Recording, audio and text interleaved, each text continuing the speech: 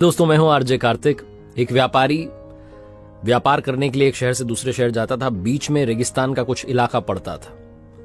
वो जो आदमी था वो बड़ा नेगेटिव सोच वाला आदमी था। हमेशा शिकायत करता था कि ये हो जाता तो वो हो जाता, ये नहीं है, इसकी कमी उसकी कमी है।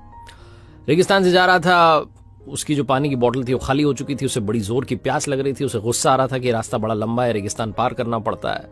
आसमान की तरफ देख करके कह रहा था कि क्या जगह बना दी आपने।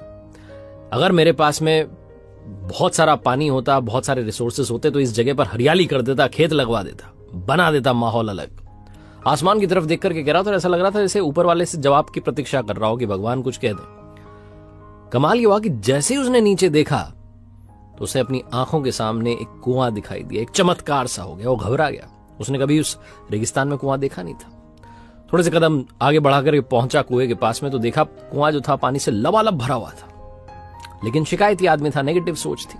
फिर से आसमान की तरफ देखा और कहने लगा, अरे भगवान, पानी से भरा हुआ कुआं तो दे दिया लबालब, लेकिन पानी निकालूंगा कैसे?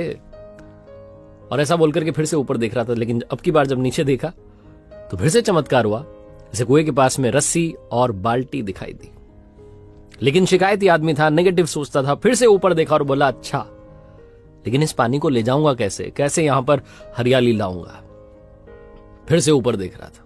अब की बार ऐसा लगा जैसे इसे पीछे किसी ने आकर के टच किया। पीछे पलट के देखा तो ऊंट खड़ा हुआ था। इसका दिमाग खराब हो गया। ऐसे लगा कि अरे तो सच में होने लगा। अब मुझे सच में यहां जिम्मेदारी लेनी पड़ जाएगी। बातों बातों में कह तो दिया।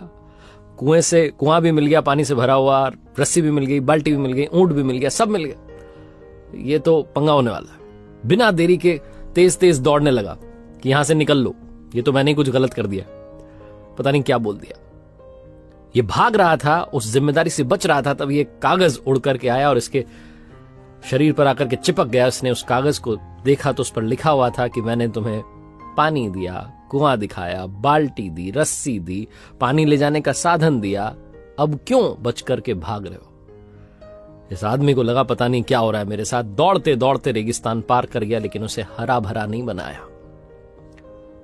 ये कहानी सिखाती है कि हम में से बहुत सारे लोग ये कहते हैं कि बड़े स्कूल में पढ़ लिया होता, बड़े कॉलेज में चला गया होता, मेरे घर में पहले से पैसा होता तो ये हो जाता, वो हो जाता, ऑफिस में मेरा बॉस मुझे मदद नहीं करता है वरना मैं पता नहीं क्या कर देता। हम हमेशा शिकायतें ढूंढ रहे होते हैं, जिम्मेदारी से, अपनी जिम्मेदारी से बच करके भाग रहे होते हैं।